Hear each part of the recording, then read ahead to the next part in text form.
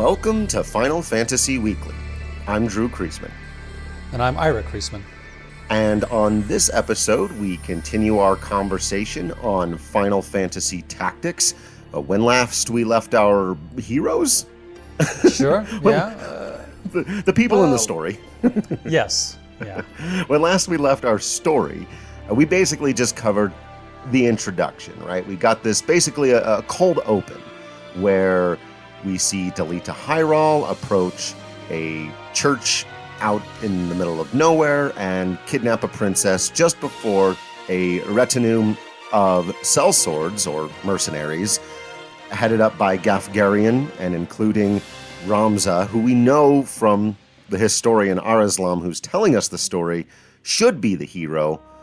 But so far we've seen very little. We've seen Delita kidnap the princess. We've seen Ramza express surprise that Delita is, one, alive, and two, fighting under the banner of Duke Gultana.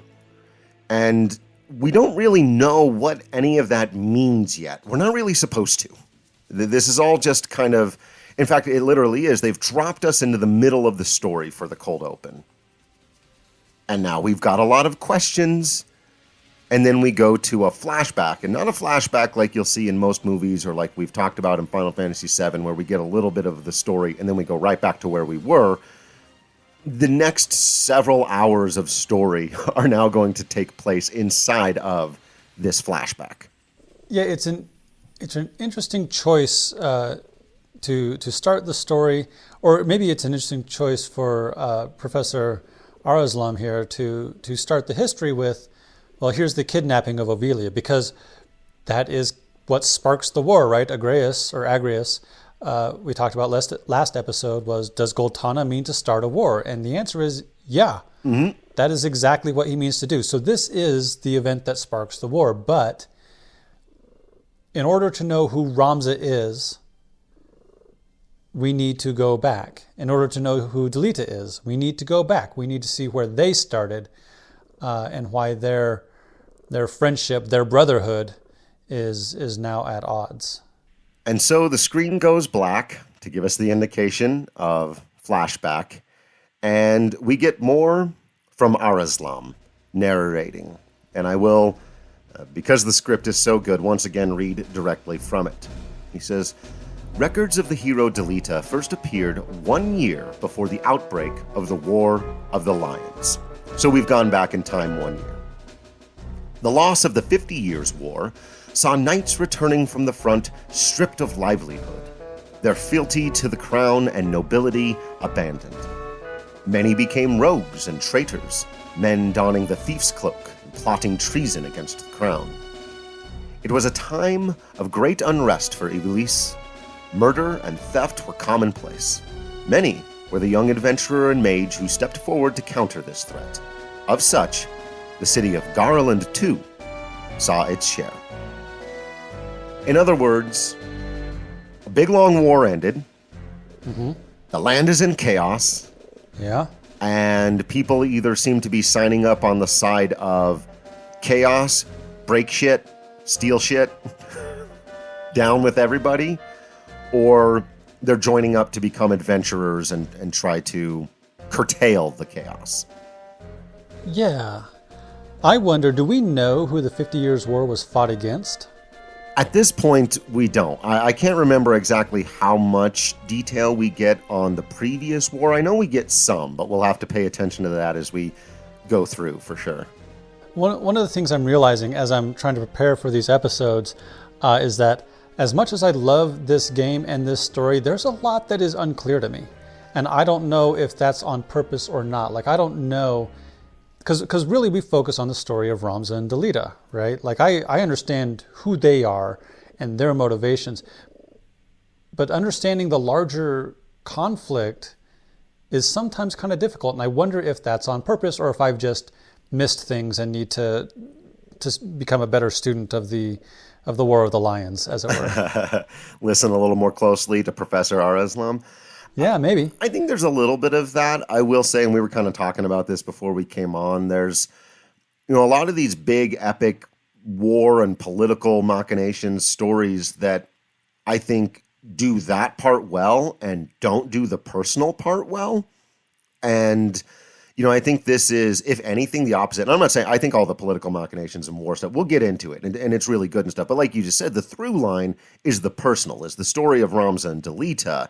And this story does that so well that I think it allows you to kind of forgive, or that's the wrong way to put it. It almost doesn't matter whether or not you understand the full meaning behind everything and every different faction in the story, as long as you get the emotional through line, right? Okay. Yeah. I'm all on board with that.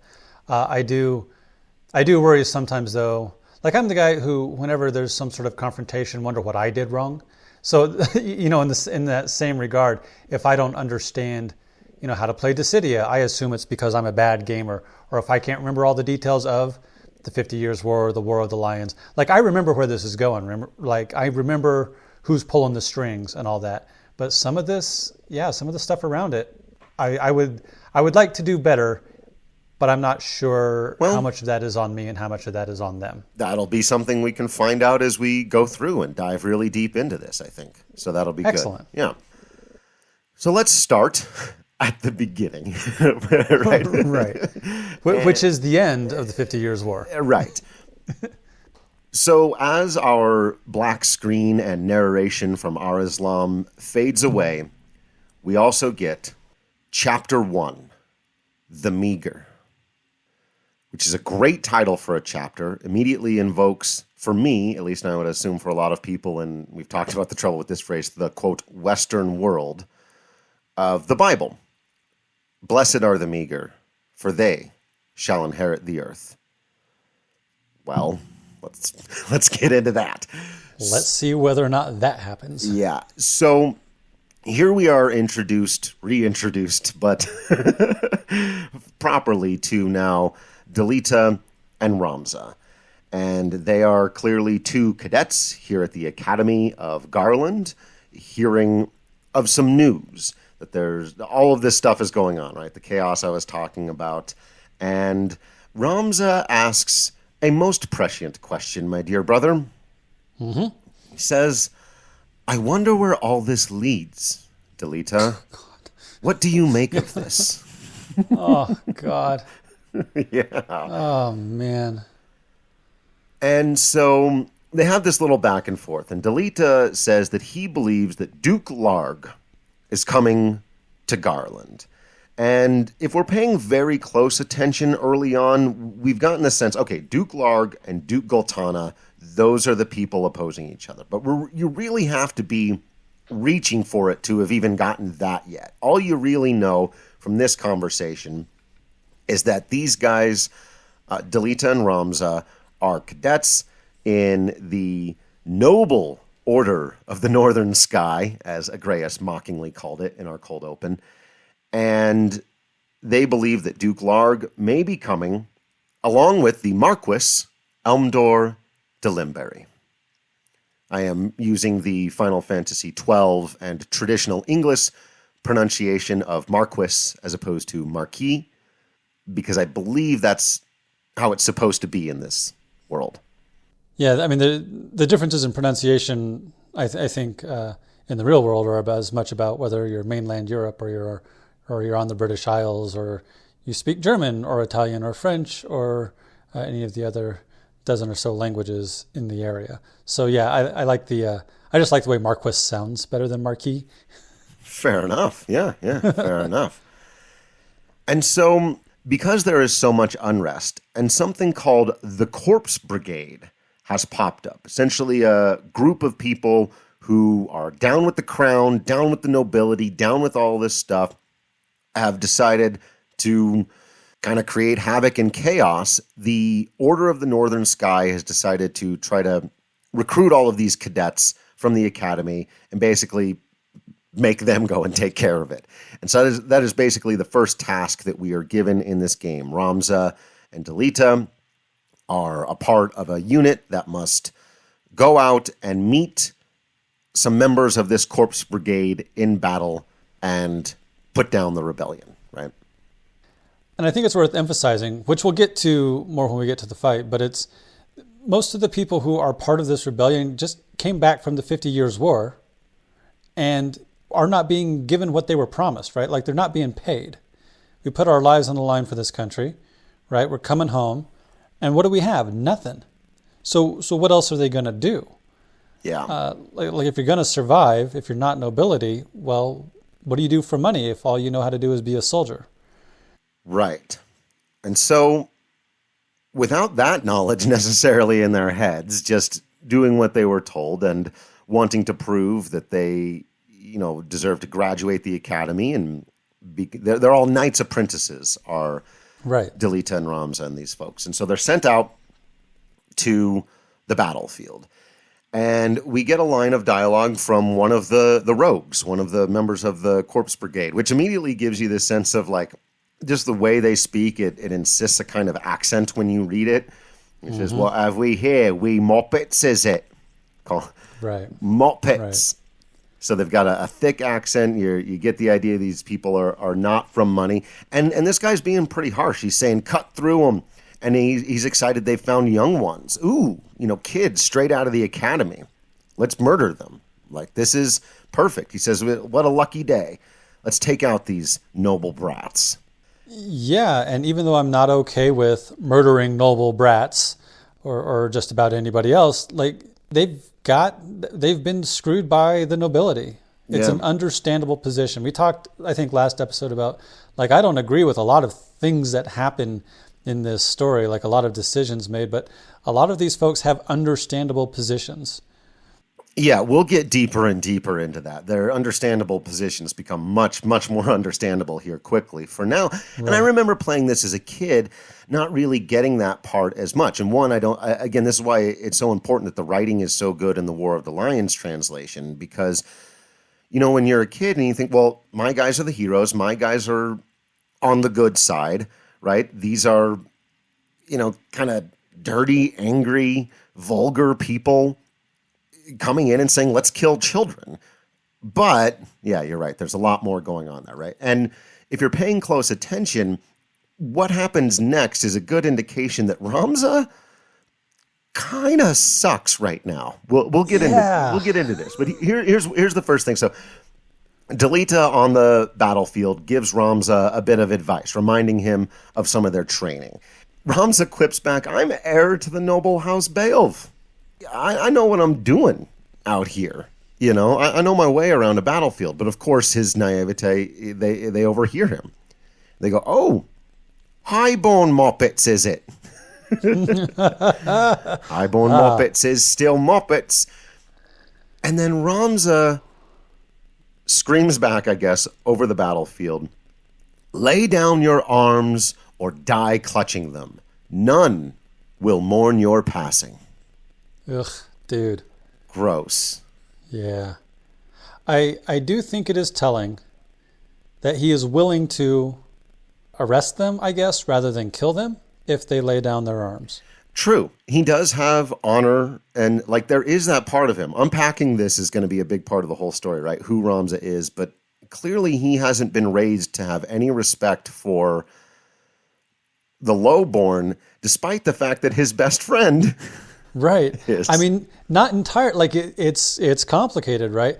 And my guess is that the soldiers here of the Corpse Brigade have more than some experience, at the hands of the mercy of highborns, right? Because no way, I'm not going to your prison or perhaps labor camp. Who knows what, right? Right. Taken captive is not necessarily a better fate than being killed by young soldiers. Right. He's also probably right that in the grand scheme of things, nobody will mourn the passing of these rebels. And that's not something to be proud of, dude. No. Yeah. And he finishes with one final ignorant observation, does our hero Ramza. After you've won the battle and presumably killed all of these rebels, he says, honest work would have seen them die old and in bed, yet they chose this early grave. Why persist in such folly? Like, he does not get it. he's not just a noble, he's also a capitalist, because he thinks that they had the option. Like, these people really just had the option to become shoemakers or bakers or clothes makers. Like, that's what they were going to do after fighting in a war for however many years and having nothing left and having experienced the things they have. So Ramza just does not get it at this point. Right. I feel like, especially at the end of the 50 Years' War, and we don't know that this War of Succession is about to happen, but I feel like the lower class has a better handle on these wars are never ending than someone like Ramza does. Right. So our heroes, again, I'm just going to keep using that word, are supposed to head for the city or township. It's difficult to exactly what these. They're to head for Igros. Igros is how I pronounce it. Again, to bolster the numbers for the Order of the Northern Sky. And on the road to Igros, Ramza has a memory. So technically, a flashback within a flashback. We're going to flashback all over the place. And he says, that night, I dreamt of things long past. My Lord Father, Barbaneth Beoulve, former commander of the Order of the Northern Sky, and a renowned hero of the 50 Years' War. He had been bedridden. He was but a pale shadow of the man who once led countless legions into battle. I stood beside with my lord brothers and younger sister, awaiting the end. So I do want to point out that our hero's father was, a fighting man like basically all the other nobles in this story, and that the whole family is meant to be, and I think you mentioned this last episode, a leader of men, warriors, knights. But what it means to be a knight is, we tend to think of the code of chivalry, right? And sort of this idealized romantic version, this sort of King Arthur-y version of what knighthood is meant to be. But I also think that is deliberately juxtaposed with all the ugliness that we just saw in this last battle and are going to see throughout the game. Right.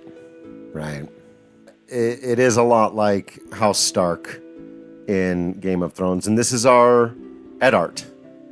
And it kind of doing exactly what you just said, describing what it really means to be a knight and what nobility, not nobility, but being noble and being honorable should mean in this world. And so we're introduced here to Ramza's brothers and father and sister. And it's just a room, bed, in the middle of the room, dad's in bed, wants news of the war. But yeah, you get it. You spent your whole life fighting it. Okay. So Ramza's brothers, Zalbag and Dicedarg. That's how I'm pronouncing the names? Me too. We're good? Okay. Yep. And they're giving their father the information he's asking for. They're giving him updates on the war. And so-and-so has agreed to this proposal, and the Order has struck a great blow, and we've reclaimed Limberry. And again, this is kind of like what you were getting back to earlier. Like, this is all probably important, and the politics of it are interesting, but we're really getting introduced to the people here. And Barbaneth says, very good then, the war will die with me. Which, of course, brings Alma, their sister, to tears. And this is a really beautiful scene. And Barbaneth says, my dear, do you want my last memory to be of your tears? I really like that idea of a last memory, by the way. Like, there's something, like, what does it mean to be a memory of someone who's gone and not having memories? But just that turn of phrase, my last memory, really stuck with me this time. Anyway. And Ramza's not here, by the way. Right. Yeah, that really struck me the first time I was playing through. I was like, this is his father. Where is he? What's going on? It's kind of strange. So we get a bit of exposition through dialogue, and Barbaneth says, Dicedarg, Zalbog, you are both dear to me, but Ramza no less so. Though he is not the issue of the womb that bore my sons, still my blood courses in his veins. So this is the first time we're actually being told that Ramza is a bastard by traditional definition. Right. Then Ramza bursts into the room, extremely emotional. Remember, like, the two elder sons are like having a very calm, political conversation, and Ramza just bursts in upset. And they try to get him to calm down. His brothers do. But Dad's just like, whatever. Ramza, let me look upon your face one more time. And says a few final things to him that really are difficult to deal with and in their entirety until we get through the entire story. But first, he sort of does the thing. I see you're at the academy, so that's great. And, I'm glad you're doing that. He says, and here it is. What does it mean to be a Beoulve? He says, hear me, Ramza. For generations, Beoulves have stood foremost of those who serve the crown. Ours is of the soul of the knight. Become a knight, worthy of your name. Tolerate no injustice. Stray not from the true path. You will know the path you must walk. A Beoulve can walk no other. And then Ramza does the, I won't fail you, father thing. And then we get this last part. Your friend, Delita. He is a good boy. He is low-born, but he can serve you well. I've made arrangements for him to enter the academy. You should have seen the look on the headmaster's face. In the years ahead of you, you will need someone you can trust. You could do far worse than Delita.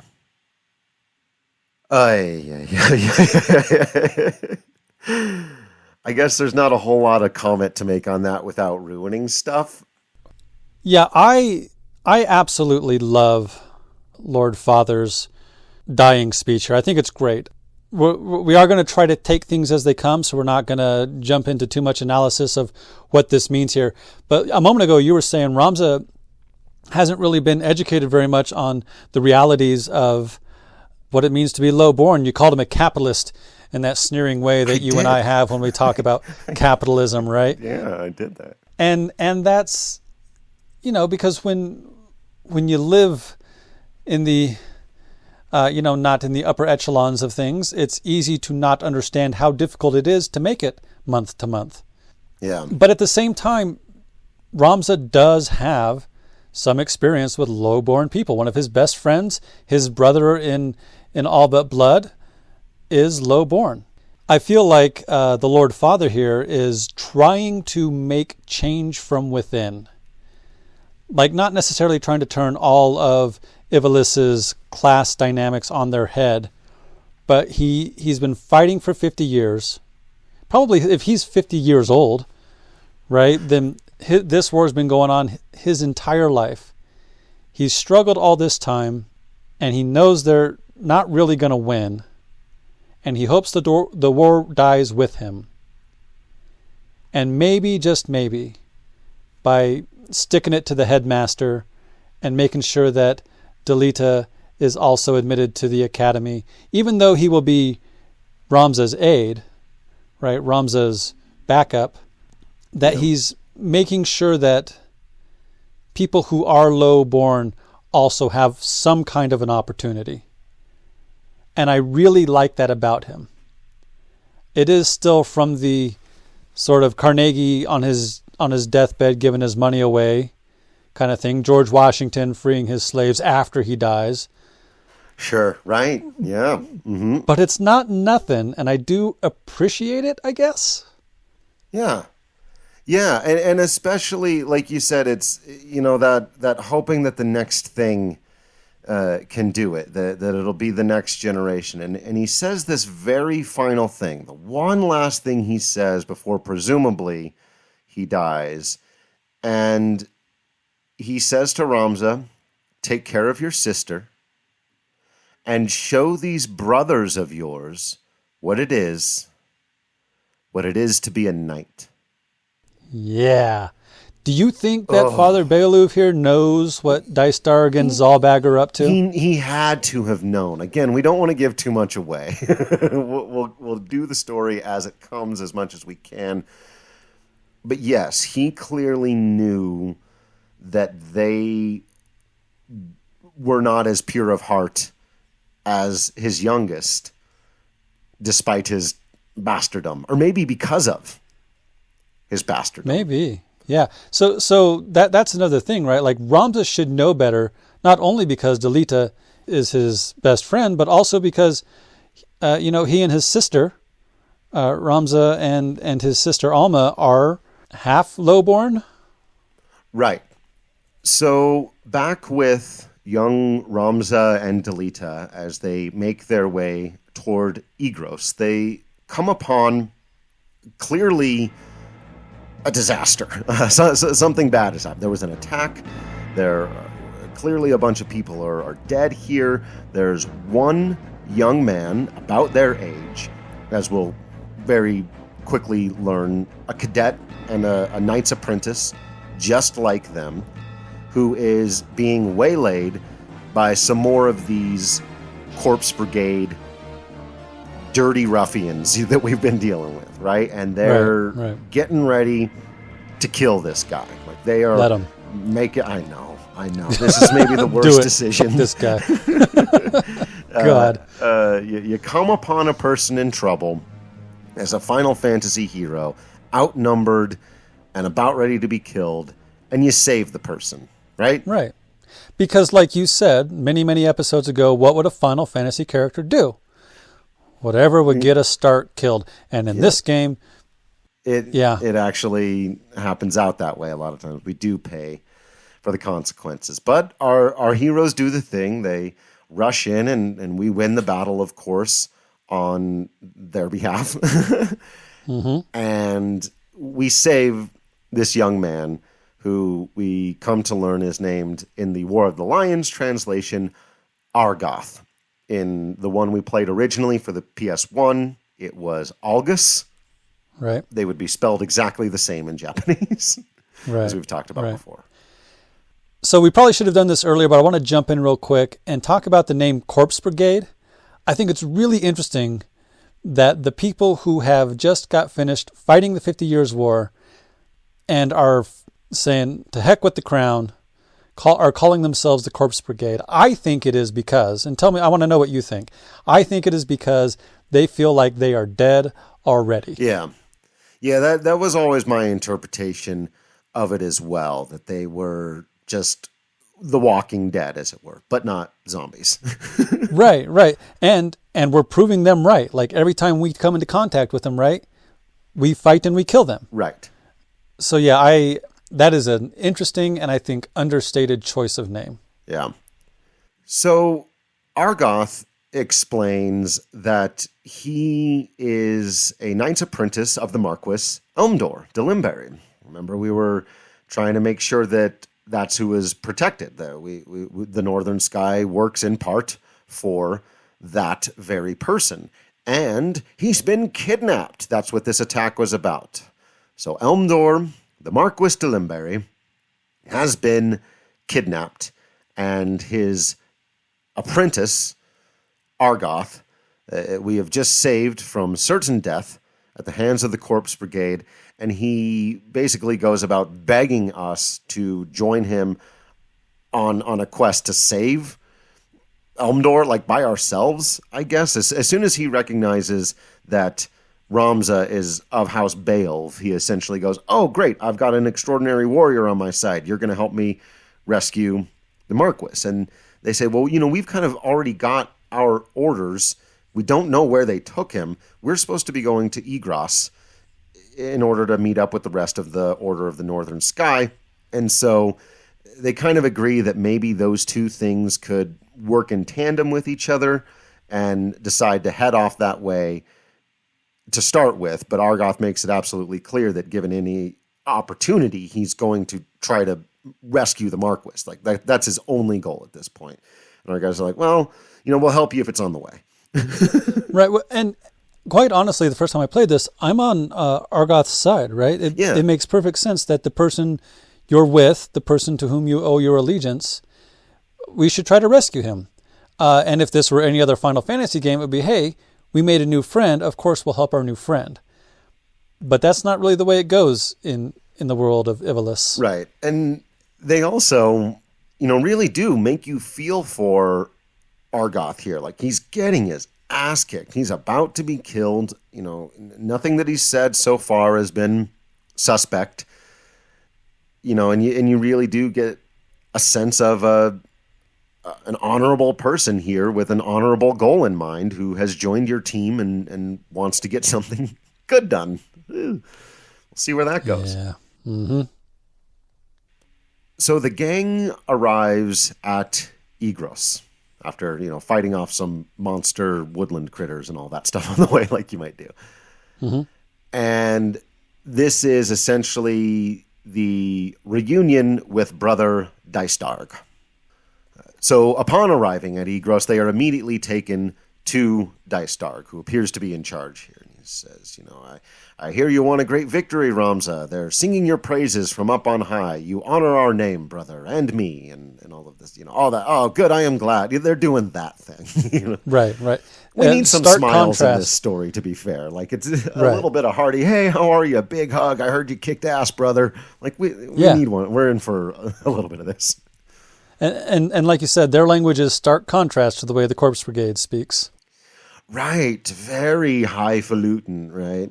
So they're having a nice little time. And Argath, who has, as the kids would say, absolutely no chill.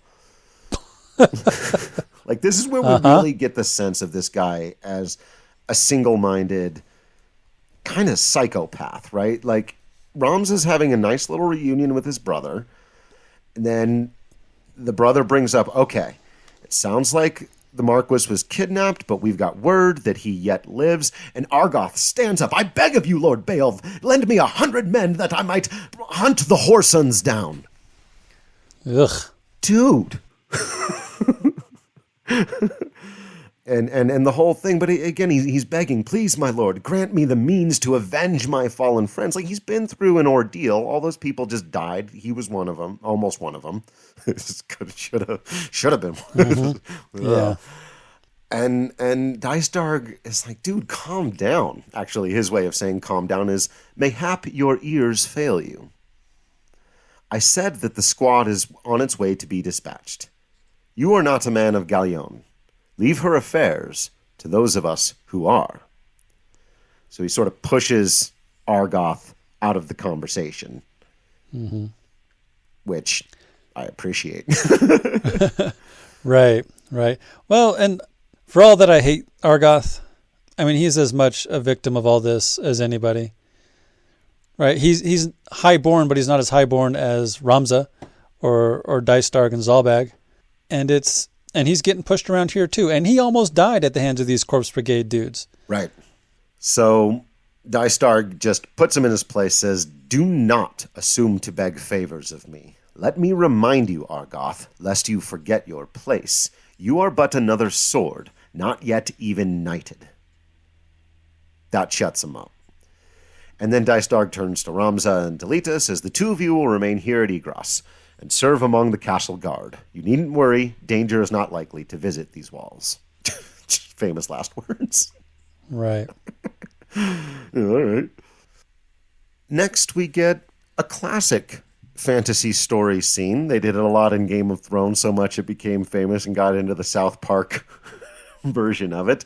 We're going to take a walk through the gardens. Yeah, we always talk about, we need these quiet moments between the lend me 100 men and killing off the peasants. Yeah. We need quiet moments in the garden. So Ramza, Argath, and Delita are just sort of walking through the garden, thinking and talking, and Argath gives us his first, quiet moment of clarity, where he explains, my house was once respected as high as House Beoulve, At least until my grandfather was captured during the war. He turned a traitor, thinking to buy his freedom with the lives of his friends, but his freedom scarce outlived his honor. He was not a dozen paces out of their gate when the dagger found his back, killed by some common squire. No more a knight than I. One of the men he betrayed later escaped and spread word of his misdeeds. My lord father would have none of it, of course, but he was the only one. Our bannermen deserted us. Our reputation ruined. Sounds rough. Well, I mean, we talked about legacy last episode, right? And Ramza wants to uphold the legacy of Beoulve. Well, Argath wants to uphold the legacy of whatever his last name is, and so, or redeem the legacy, right? So, being held victim to the sins of the father, being held to those, whatever those wrongs were, and trying to correct them can be a rough way to live one's life. Yeah. And then, we talk about internalized misogyny or certain forms of internalized racism, where the really sad thing where you sort of accept the worst prejudices of your own mind against yourself. Oof. And Argath says here, I suppose I had best remember my place. Your lord brother has no reason to lend ear to the pleas from the likes of me. Like, he's so classist, he hates himself. It's so gross. He's such a well-written character, but there's a reason we hate this guy. We've tried to leave it off, right? He's still a good guy he feels he's on our team for a bit longer, and we use him in battle and stuff, but we've already talked about why we hate this character. Or that we hate. Right. Yeah. We haven't gotten to the why yet. In a way, like, he's so eager to gain the favor of, I'm using heavy air quotes here, his betters, that he's willing to do some really awful things. Yeah. And to make up for what his grandfather did? Like, dude, you don't have to make up for what your grandfather did. Yeah. Yeah. And why, your grandfather was captured in a war, right? Like, that, what he did, we don't know the full details, but what he did isn't necessarily all that awful. Tough to say because we don't know those details, but geez, there's a lot of suffering here built on the back of just earlier suffering. Right. That, like we talked about at the beginning, the legacy of the family as opposed to the legacy of the community, which he doesn't care at all about, just the family. So we're in desperate need of a little bit of lightheartedness when we hear a voice from off in the distance yell out, Delita. We read it. We don't hear it. There's very little voice acting just in the cutscenes done in the War of the Lions. I put a couple of them in the first episode we did. I'll try to do that as much as possible. But we don't actually hear the voice. If we were watching the show or our reimagining of Final Fantasy Tactics, you would hear it from off camera. And in my ears, it is the sweetest, most wonderful, most beautiful, happy, joyous voice you've ever heard in your life. So good luck to whatever voice actor eventually would have to do that. And it's just a young woman's voice, Delita. And Delita actually has joy in his voice for maybe the first time in the story, yells back, Tetra. So then we are, introduced to, you guessed it, Tetra, Delita's sister. And there's again there's the hugging and the, Alma, Zalbag, Ramza, you've come home. It's been so long. It's great to see you all. And now Zalbag is here, and Alma, Ramza's sister, is here. And so there's just a whole bunch of family. We're having a nice little happy family reunion. And his other brother, Zalbag, begins exactly the way Dystarg did, was, I heard about your victory in Garland. What is it with you people? Well, because this whole country has been at war for 50 years. Right. Yeah, the whole family is about serving the crown and being a knight, and that means fighting. The whole thing is about violence in defense of whatever, right? And I'm all, for example, I love Aragorn. Aragorn is an amazing character, and he is, when he needs to be, extraordinarily violent. But dude also sings at his own coronation. Right. Right. And I would have a hard time seeing Dystarg and or Zalbag singing, Sure. because that would be beneath them. None of them would take the Bard class, right? Right. And so it's almost like, not that I want to put jocks in the same category as a family of soldiers and knights necessarily, but it's like, this is the thing I understand, and because you are also a jock, congratulations on winning that race, or I was so happy to hear that you made the team, or whatever. Like, it's a similar idea, right? Right. So that's exactly the contrast we're given here. Zalbag and Ramza immediately start talking about the war and Ramza's victory, and father would be proud, and hear to the mighty hero, right? And Titra and Delita have a very different exchange. Yes. My brother, you look well. Sister, I've heard you'd settled in at school. Oh, yes, the others have been incredibly kind to me. I want to hear about your leisure. He literally says, like, your leisure activities and these things that are going on. And unfortunately, their happy conversation gets broken up again by news about the war. But right. Yeah, that contrast is really great because he's just like, how are you in school? And she's like, you look well. Right. Yeah. We catch up in different ways. Yeah. And in a world where that's all one knows, where war is all one knows, like, I don't want to look down necessarily on the Beoulves for going there first.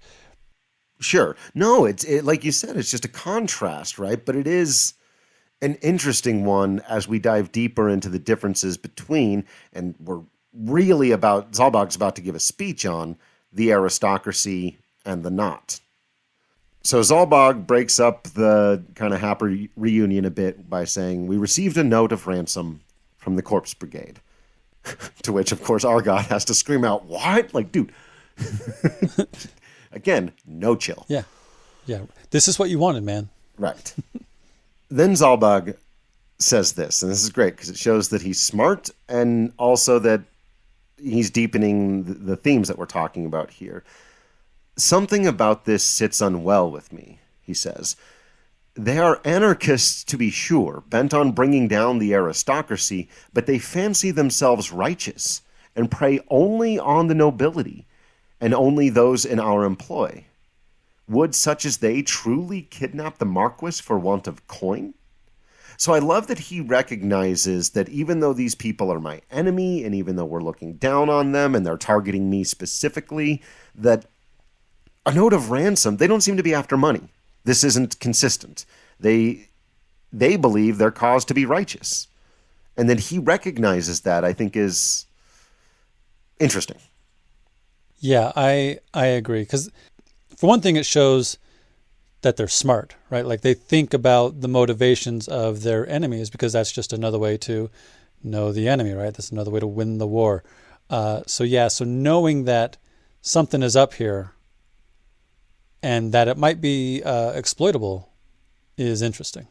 So Zalbag, I guess, kind of undercutting his brother a little bit here because Dystarg had placed them on Castle Guard, and Zalbag basically says, hey, they were last seen at this city. It's a merchant city called Dorter, a little bit east of here. And, guarding a castle can be dreadfully dull. Wouldn't you agree? Yeah. So that's interesting, too, because on the one hand, Dystarg, the eldest of the Beoulve brothers, is in charge, right? He is Lord Beoulve now. Right. Zalbag, the slightly younger brother, but still trueborn, right? Non-bastard brother, is like, well, maybe I get to be the mischievous one. And if, any other Final Fantasy game would be like, yeah, we're going to be the heroes. We're going to go do the heroic thing. And you know what? Dystarg's going to appreciate it once he knows that we've gone out and done the heroic thing. So it's still playing on some of those heroic expectations. Yeah, totally. And, Delita even gets to give forgive us, Titra, but it seems we must part sooner than we had planned. And she says, don't worry, just take care of yourself. They do a big hug. He tells her, mind your studies. Again, they go kind of back to their smaller conversation. And he says, I'll be back before you even notice, right? So Delita, Titra, and Argath sort of leave the situation. And now Ramza has a moment alone with his sister And we haven't seen this dynamic at play yet. And Alma, the only woman in this house of proud men of hear, hear, mighty battle she says to Ramza, Titra puts on a brave face, but the truth is not as honeyed as her words. And Ramza says, what do you mean? And she says, she's had a hard time of it at school. The others do tease her for being lowborn. And I think that's great because Alma is commenting on something that Titra brought up without prompting. She said, oh, everyone's so great to me here. Probably because she knew that Delita would expect that they wouldn't be. Because they're not. Because that's not who these people are. Right. So she's protecting him in a way. He's got enough to deal with. Brother. That's right. Yeah. He's got plenty to deal with.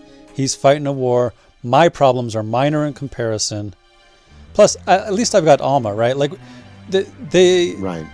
Delita and Titra aren't part of the Beoulve family, but Ramza and Alma kind of treat them like they are. For all that Ramza can be kind of snooty about, these peasants could have been shoemakers or whatever, and they chose to die by my sword. He loves Delita and Titra as much as he loves Alma and, for whatever reason, his older brothers. So, yeah, that she feels like she needs to protect Delita is interesting. And then Alma gives voice to something you were just getting into. She says, forgive me, I shouldn't have said anything. I'm sure you have worries enough of your own. Titra will be all right. I'm here to look after her. But this is so heartbreaking because this is the idea, right? She's just having a hard time at school. You're out fighting a war and doing politics and important things. And I'm sorry I even brought it up. But no, these things matter. Right. If this problem didn't exist here at home, we wouldn't have the Corpse Brigade. Right? Like if we took care of everybody in our community, or if we're assuming that the responsibility of nobility is a real thing that nobility could actually do, like if they took care of their people, even in so small as stopping bullying at school, then we would probably be a stronger society. But because that's not how this society looks at things, the problems persist. They feed themselves. Yeah. And Ramza tells Alma, that's all great, but you also take care of yourself. Mind your own limits. You can't be responsible for everything. And Alma quips right back at him. She says the brother who never fails to do any and all that is expected of him. Don't lose sight of yourself, Ramza. You needn't let your life be ruled by the fact that you were born a Beoulve. Nice. And then Ramza replies, now you're starting to sound like mother. Yeah. Oh, we don't get a lot from their Mom. Mother. No. But that in and of itself, that idea that, again, we were just talking about how Argath is ruled entirely by his family legacy, by what he's supposed to be. And in a lot of ways, so is Ramza. It's a little more pure and honorable, what he's supposed to be, right? Or what the reputation is, at the very least. And now we're getting this other perspective from inside his own family, from his sister, sounding like his mother, apparently, saying, you don't have to just be this. There are other kinds of legacy. And that's going to be so important for him. And actually for everybody. Oh, God, this is such a beautifully told story. It's so good. Yeah. There is potential to, we kind of talked about this in some of our episodes about Cagliostro, where there's potential to see Princess Clarice as nothing but a damsel in distress. There's potential to see Alma and Titra as nothing but damsels in distress of a sort, right? But they're not without their own wisdom and agency and gumption, right? They don't just sit idly by. And Alma here trying to get Ramza to be the hero he thinks he should be, to stick to his own morals, to even understand that what he's being pushed toward is not necessarily what he wants. Even just that realization, getting someone to realize that is a heroic effort in itself.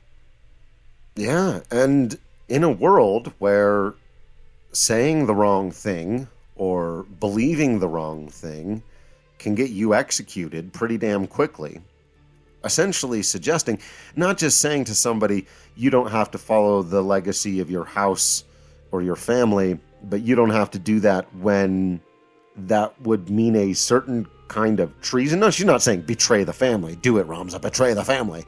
But, right. It's a dangerous idea in these types of worlds to not show absolute 100% loyalty to either your family or the crown. And there's a reason why that holds a certain kind of power over people.